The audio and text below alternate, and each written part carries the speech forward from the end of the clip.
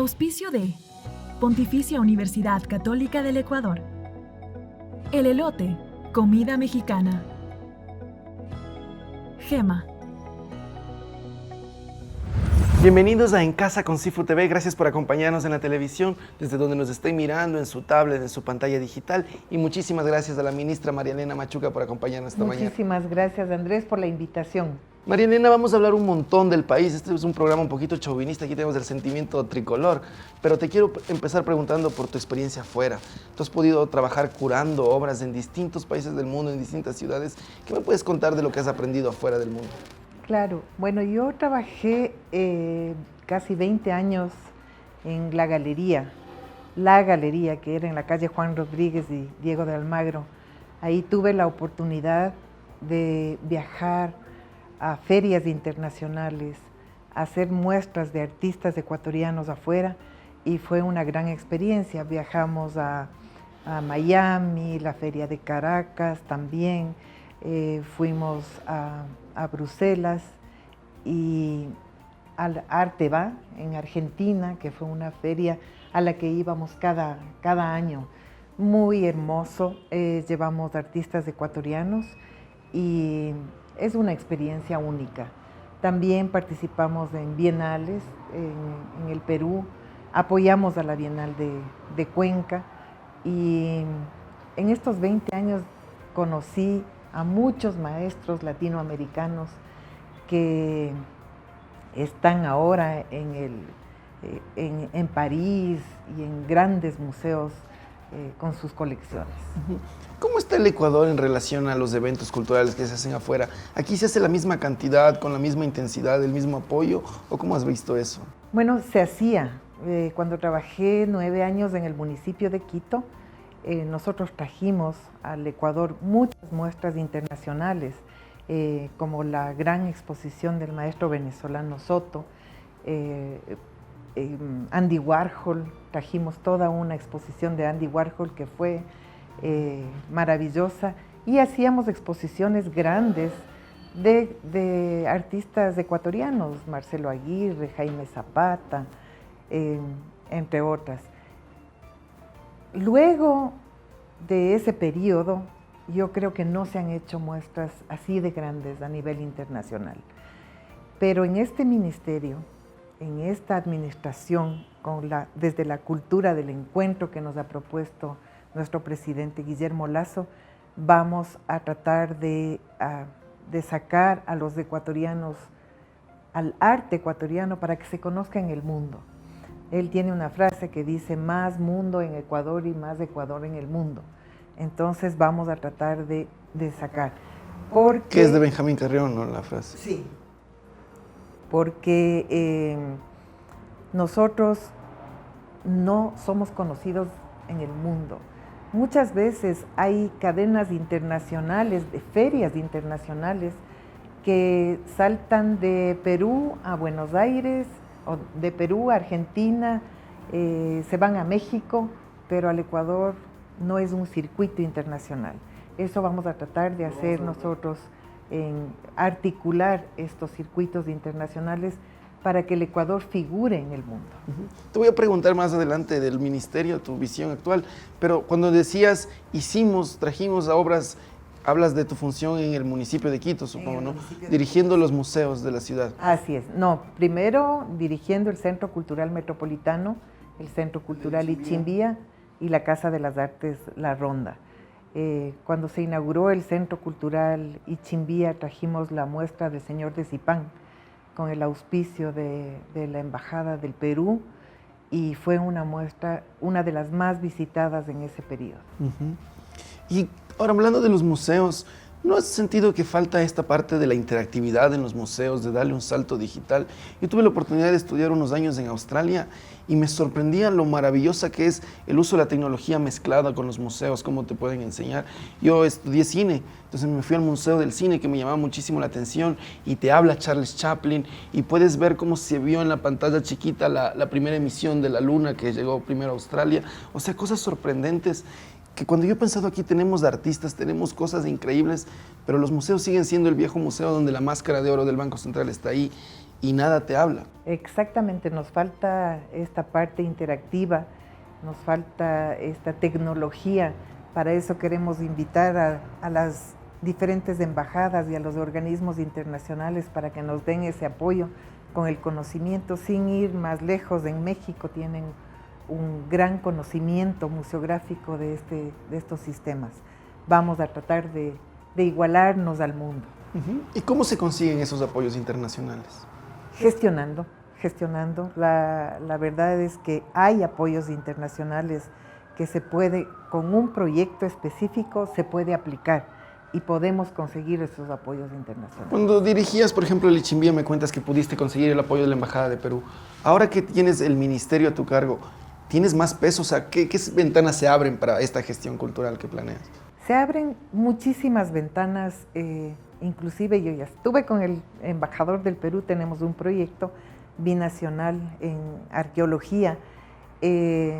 Estamos ya hablando porque hay que abrir todas las puertas, hay que tocar todas las puertas para no solamente traer muestras grandes al Ecuador, porque esa no es la función del ministerio. El ministerio es un órgano rector de políticas culturales, pero sí podemos apoyar y facilitar para que estas muestras grandes vengan al Ecuador y sobre todo para que artistas ecuatorianos sean conocidos afuera.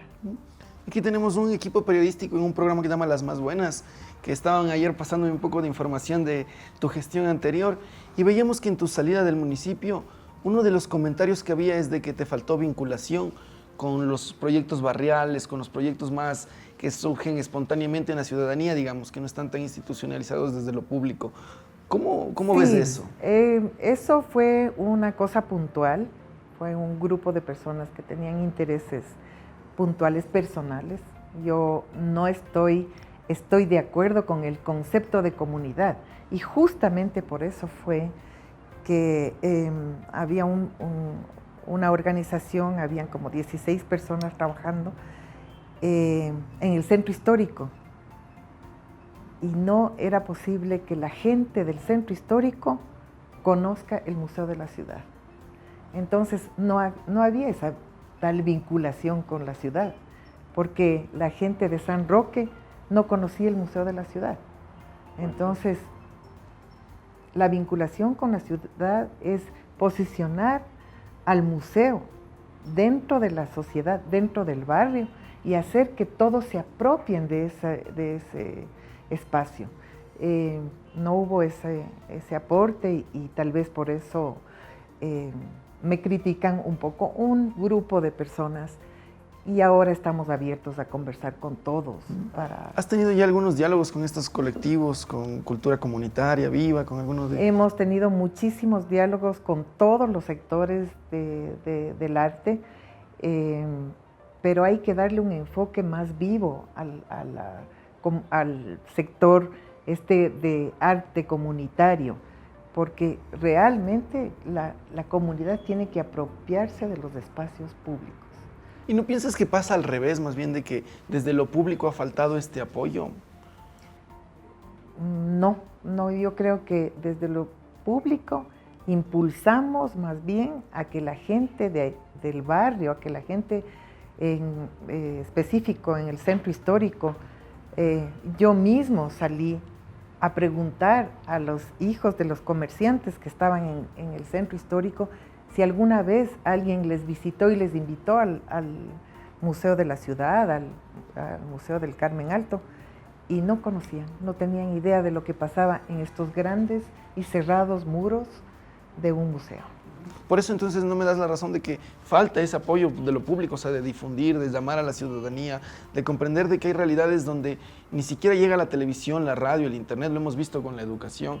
Entonces toca hacer este trabajo puerta a puerta y quizás no solo con personal, digamos, de una formación administrativa, sino con los propios gestores culturales, con los propios artistas de la zona, para que motiven a sus... En eso estamos justamente haciendo un mapeo de todos los artistas, de todos los gestores culturales que hay en todos los rincones del país, porque sí es verdad que se ha centralizado en Quito, en Guayaquil, en Cuenca, pero hay gestores y artistas en todos los rincones de nuestro país y eso vamos a activar. Aquí estuvo el exministro Julio Bueno y nos decía como una de las noticias destacables de que se estaban ya por fin dando encuestas como el del plan lector, del consumo lector de la ciudadanía.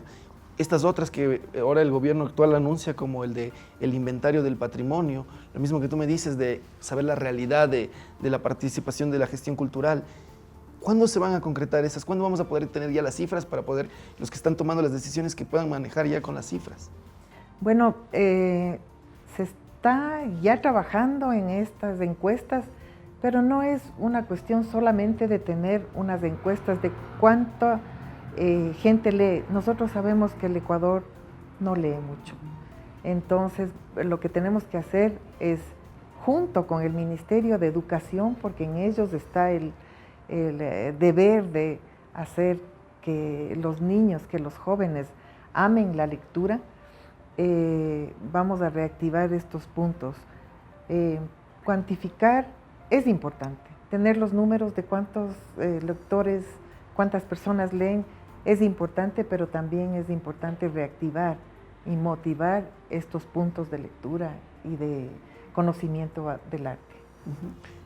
Nosotros cuando empezamos este medio periodístico tuvimos una nota con el entonces planificador del programa, Jonathan Cárdenas, en el ministerio, y él nos mencionaba de que una de las importancias de la herramienta no es solo el tener la cifra como tal, sino que al montar la herramienta tú ya despliegas un operativo del ministerio que tiene que contactar con los puntos más remotos de la patria, porque para recaudar las cifras hay que hacer eso, por fin conocer esos puntos, y una vez conocido el punto puede quedar ahí establecida esa comunicación permanente. Claro, pero no se ha hecho en 14 años que tiene el ministerio. Vamos a tratar de hacer con un sistema digital para conocer estos puntos y llegar a todos los rincones del... ¿Todavía no hay un plazo de cuánto les va a tomar esto? No, todavía no, porque estamos en conversaciones con personas que nos pueden ayudar en este sentido. Y algo que van a dialogar también con el Ministerio de Educación, van a trabajar en conjunto en estos planes. El exministro Julio Bueno nos decía que va a haber un plan para meter la cultura, el arte más en la educación, aprovechar para que los artistas puedan ser parte del plan docente, del contenido pedagógico en cada zona, en cada urbano. Sí, estamos trabajando coordinadamente, no solo con el Ministerio de Educación, sino con todos los ministerios. Tenemos que articular con nuestros puntos, nuestras políticas con el Ministerio de Turismo, con el Ministerio justamente de Salud que te contaba.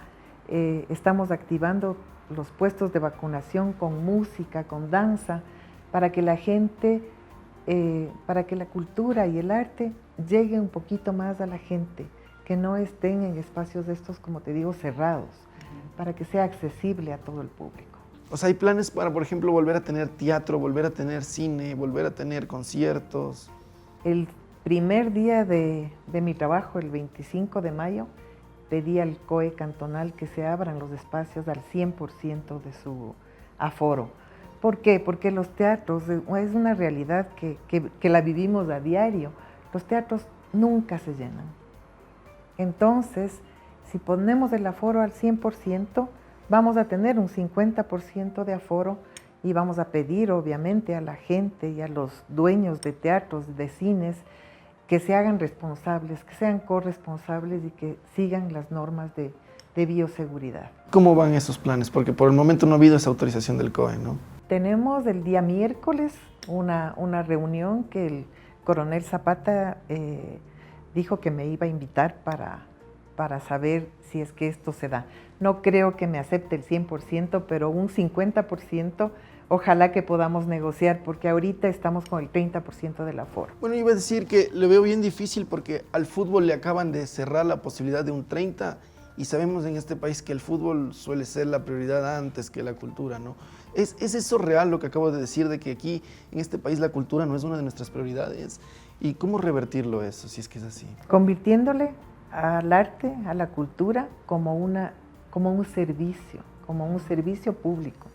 Así como el servicio de agua, de luz, de teléfono, tenemos que convertir, que el consumidor de cultura nos exija tener estos servicios. O sea, es decir, hacer que la gente lo consuma. Pero ahí nos falta también de nuevo esto de la educación, de la difusión. En el mensaje del señor presidente escuchamos que nombraba algunos nombres de artistas destacados. Pero, por ejemplo, son nombres que ya se quedaron en hace 40, 50 años. Y o sea, digo que es comprensible en él, pero en la ciudadanía joven es importante que estén vigentes los nuevos nombres, las nuevas artistas, y para eso es de nuevo importante los canales digitales, la cultura pública. Sí, ojalá podamos llegar a tener una agenda digital como tienen ya en algunos otros países como Guatemala, México, Colombia tienen una agenda digital y en eso estamos trabajando. Obviamente que tenemos que conocer toda nuestra riqueza desde lo ancestral hasta lo contemporáneo. En música, desde lo clásico hasta lo actual. ¿Qué es lo que escuchan los jóvenes? ¿Qué es lo que leen los jóvenes? Entonces, si es que tenemos una amplia oferta cultural en ese sentido, vamos a tener consumidores, que eso es lo que queremos. ¿Qué va a pasar con los fomentos, con los fondos culturales que ha habido? Hay algunos que están anclados al Banco del Pacífico, que ahora el presidente está intentando devolver a la parte privada. Nosotros tenemos unos fondos concursables de $6.300.000. Estos fondos concursables ya se lanzó las primeras bases. Vamos a trabajar desde el ministerio en el reglamento de las segundas bases para hacerles más asequibles a los artistas, que no tengan tanta burocracia espesa, que no tengan tanto condicionamiento para presentar sus proyectos y sus obras. Y para en tu visión, ¿qué debería pasar con el fondo? Es decir, ¿deberían ganarlo los artistas más destacados para que puedan hacer cada vez obras más grandes? ¿O debe ser una cosa que se reparta en muchos artistas pequeños, en personas que están aprendiendo? Si queremos reactivar la cultura y reactivar el sector cultural, tenemos que dar cabida a todos los proyectos. No solamente un cine de gran magnitud, sino inclusive ahora con las nuevas tecnologías se está haciendo cine con un teléfono celular. Entonces yo creo que hay que ampliar todos esos espacios para que pueda llegar un poco más los fondos y reactivar la cultura en todo el país. Realmente los fondos se han estado quedando mucho, los proyectos en Quito, Guayaquil, menos Cuenca, pero al oriente, a la costa, no han llegado casi. Tenemos bajísima la participación de gestores y artistas culturales a nivel nacional.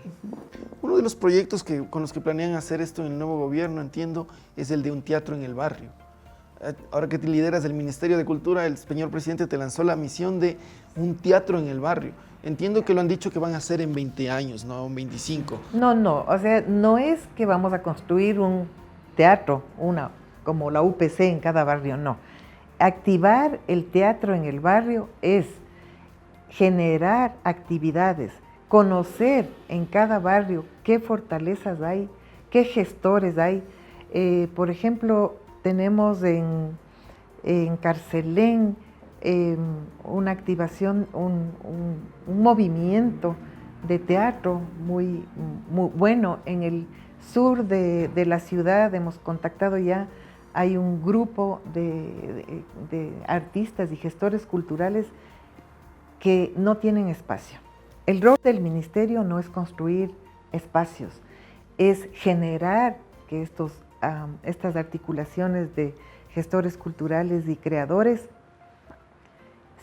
tengan un espacio en los municipios, en los colegios. Tenemos grandes teatros en los colegios que están cerrados. Entonces vamos a hacer este mapeo de sitios en donde se puedan presentar. Y no es solamente arte escénica. El teatro en el barrio quiere decir que la comunidad logre manifestarse artísticamente. Va a haber música, danza. Tenemos que conversar con los barrios para ver qué es lo que tienen, qué es lo que quieren, qué es lo que nos proponen. Vamos a empezar ya con el piloto, porque le ofrecimos al presidente empezar este proyecto en los primeros 100 días. Y vamos a empezar con un piloto en un lugar de la sierra, en un lugar de la costa y en un lugar del oriente, no en Quito, Guayaquil y Cuenca. Vamos a empezar desde las periferias hasta llegar hasta las centralidades. O sea, en los próximos 100 días, los primeros 100 días de gobierno vamos a poder tener la prueba de estos 3 primeros lugares. Así es. ¿Ya tienen elegido el lugar? Ya. No, estamos en esta semana, tenemos ya mapeados los lugares. Ah, perfecto. Y yo escucho, a mí ahorita tú decías los teatros cerrados y me vino la imagen del teatro donde yo estudié, en el colegio donde yo estudié, en el colegio Benalcázar. Y a nosotros, ahí ese es un teatro gigante que debe estar ahorita, bueno, está sirviendo como centro de vacunación, por suerte, porque que sirva para algo esas instalaciones gigantes. Pero nosotros los maestros siempre nos decían, no sé por qué, cuando usted sea ministro, hablándonos de que nos formemos bien, ¿no? Como que ese era uno de los máximos logros, y tú ahora eres ministra de Cultura y Patrimonio del país, y yo quiero preguntarte, ¿cómo le hace uno cuando asume esto? Por ejemplo, tú has trabajado 8 años en Quito, te escucho hablar de ejemplos relacionados con la ciudad, pero ahora estás a cargo de todo el país. ¿Qué debe hacer uno para poder asumir el reto cuando, por ejemplo, supongo que no conoces del Oriente, de puntos de Galápagos, en los que no has podido estar en contacto por tu función en el municipio? Así es, no, bueno, he viajado muchísimo. He viajado mucho, conozco mi país. Una de mis facetas era viajar en moto. Entonces, en moto he recorrido todo el país y sí conozco. Por ejemplo, hay que rescatar, yo nací en Riobamba y hay que rescatar el museo de la ciudad, que es bellísimo, es un espacio bellísimo, y ahora creo que están usándose de oficinas. Entonces, lugares maravillosos tenemos en todo el país. Lo único es que hay que consolidar, y ese es el trabajo del ministerio. Primero, poner políticas públicas para reactivar todo el sistema nacional de cultura, políticas claras y facilitar estos encuentros para que se encuentre el arte, la cultura, con todos los espacios, como tú bien me dices, del Teatro Benalcázar es un maravilloso espacio. ¿Y cuántos artistas habrán por acá cerca que quieren acceder? Eso debe decir, ¿cuánta gente a la que le falta un lugar para ensayar y eso está cerrado? Está cerrado.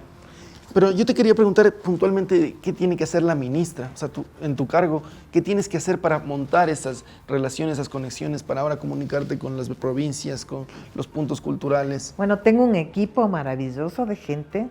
Tengo una viceministra que es la parte más operativa, tengo 3 subsecretarías que están encargadas de cada espacio, la subsecretaría de Patrimonio, la subsecretaría de Fomento a las Artes y la Secretaría de Memoria Social.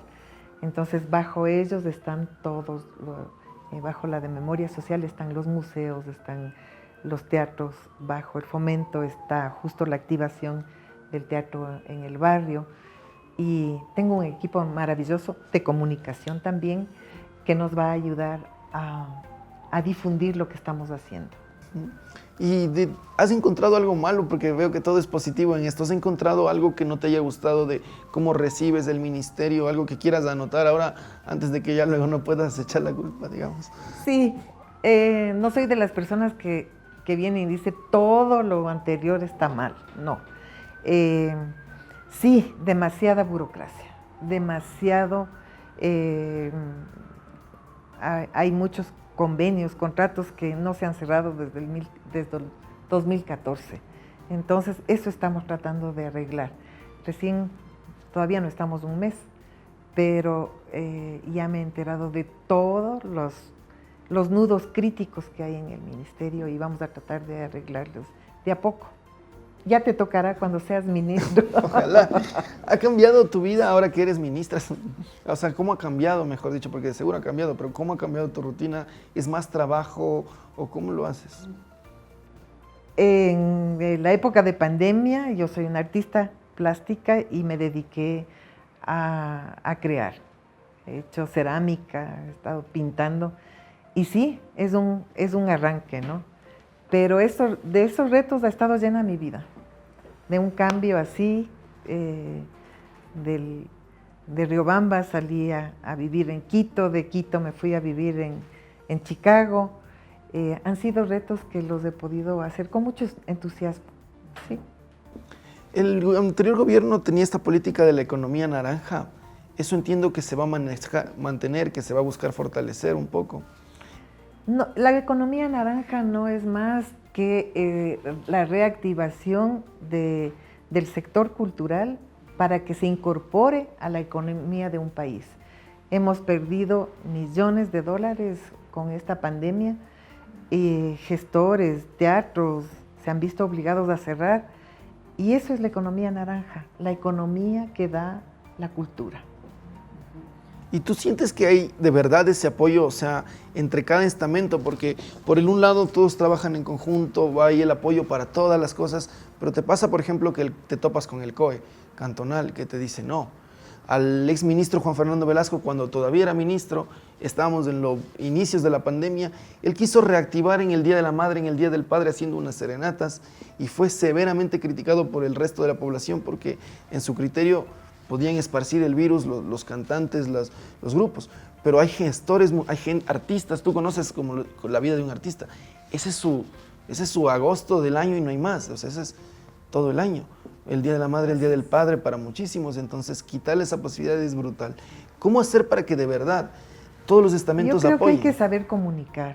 Estamos en permanente comunicación con el coronel, estamos pidiéndole que venga, que vea, por ejemplo, el día de la semana pasada en el Bicentenario se presentó la Orquesta Sinfónica al aire libre.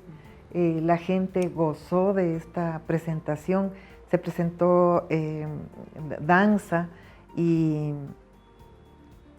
no hay ningún problema porque estamos trabajando al aire libre. Hay que ocupar los espacios públicos. Entonces, nos toca ser unos buenos negociadores. Uh-huh. Yo quiero aprovechar porque tú estuviste tanto tiempo dedicado a los museos, a mí me apasionan un montón los museos. ¿Cuál destacas de la ciudad de Quito? Bueno,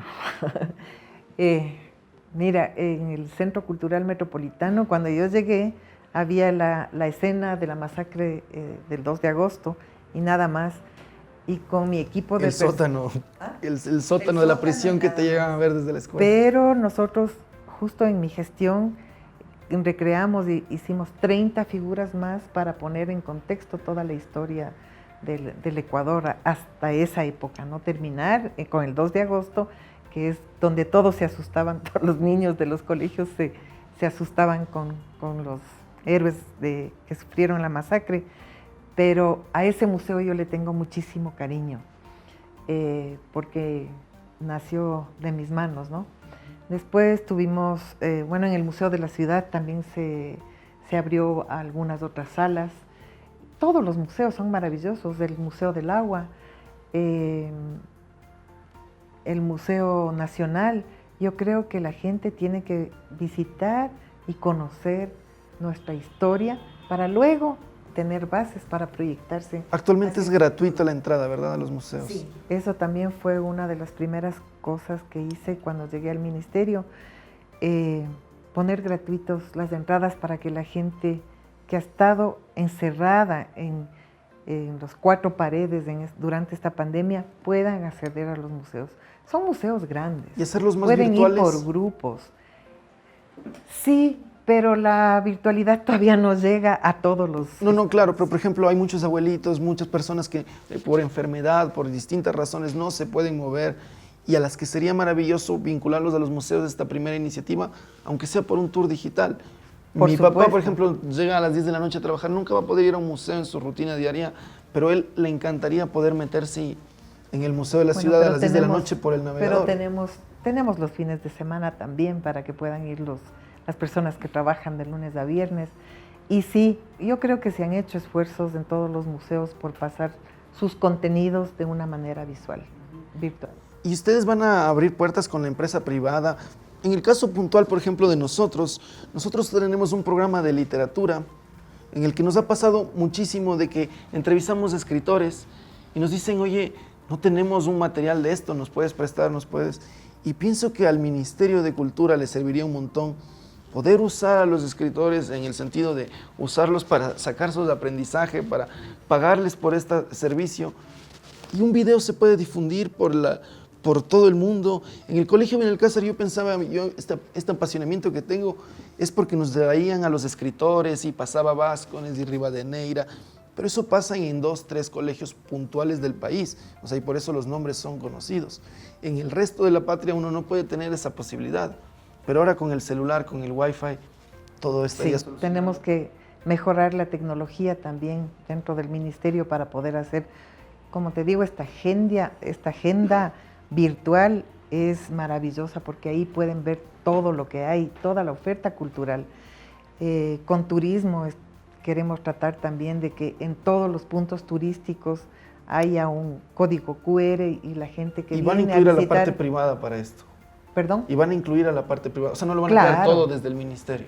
Claro que vamos a incluir a la empresa privada, siempre tienen que ser los aliados de la cultura. Actualmente hay estos beneficios como el del IVA cero para los gestores, para la empresa cultural, para los participantes culturales, actores, gestores. Hay otros beneficios como el de la importación de instrumentos, de ciertos elementos artísticos. ¿Eso se va a ampliar, se va a mantener? ¿Cómo es tu visión? Eso se va a ampliar, se va a mantener y también hay para la empresa privada unas exenciones tributarias que ellos pueden el 150%. Sí, ellos pueden descontar de su impuesto. ¿Eso ya está concretado? Eso está concretado, pero hay unos...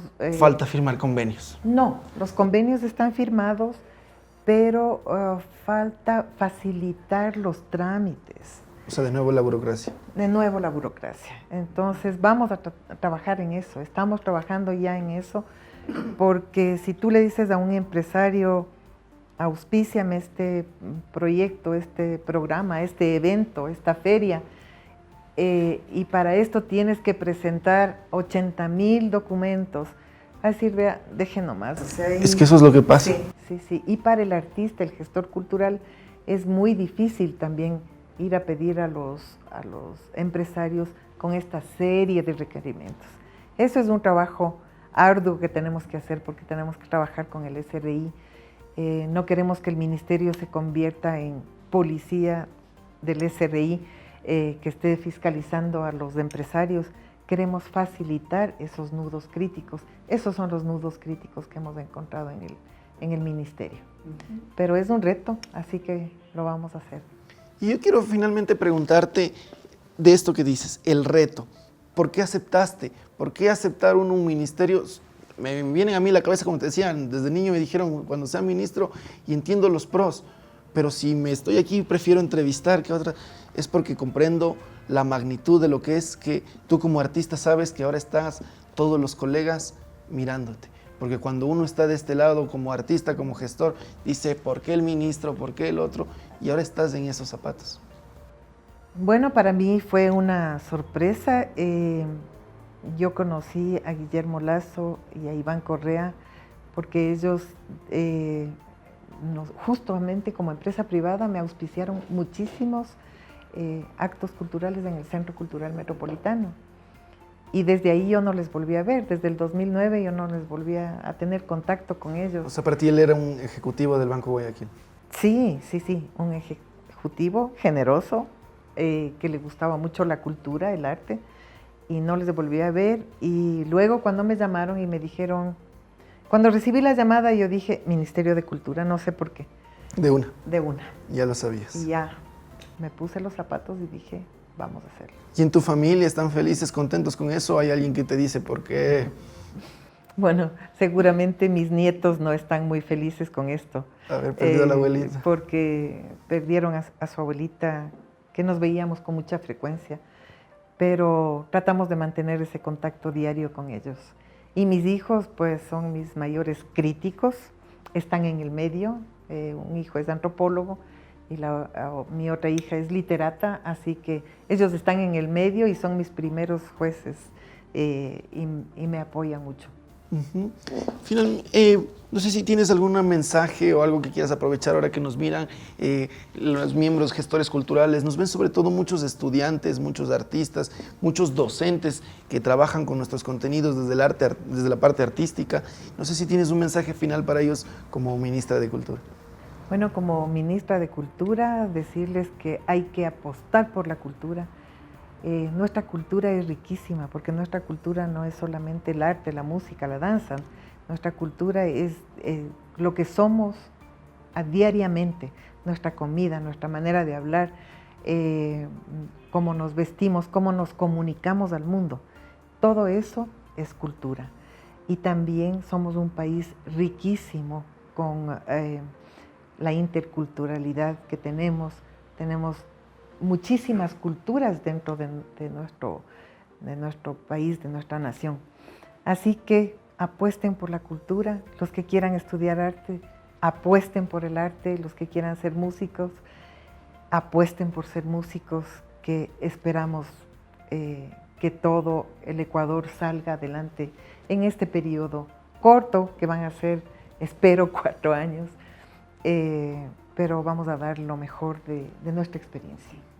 Iniciamos hablando de tu experiencia por el mundo y no sé si en el mundo has podido viajar por México. ¿Te gusta la comida mexicana? Por supuesto, he viajado a México, es una cultura muy rica, hemos tenido mucho contacto con México, he traído muestras de arte contemporáneo de México, hemos traído al maestro Toledo y he viajado también, me encanta la comida mexicana. Bueno, ahora no te va a tocar viajar, nosotros tenemos un auspiciante, el elote, la mejor comida mexicana del Valle Maravilla. de los Chillos, que ahora también está sirviendo en Quito, también llega a los otros valles, así que te van a poder visitar por tu casa este fin de semana o el siguiente para hacerte llegar una orden de su deliciosa comida. Muchísimas gracias, pues me encanta probar todas las comidas del mundo, la peruana, mexicana, española, de todo. Igual quiero agradecer al Grupo Gema por auspiciarnos y hablarles a todos los auspiciantes potenciales de este programa que les ha estado faltando eso de que hay mucho trámite que hacer. Ya le escucharon a la nueva ministra, se van a acabar los trámites, así que por favor no duden en auspiciar aquí en casa con Cifu TV. Ustedes también síganos acompañando desde sus trabajos, desde sus casas, siempre con el distanciamiento, el cuidado, la mascarilla, que nos la volvemos a colocar aquí. Muchísimas gracias. Muchísimas gracias por el espacio.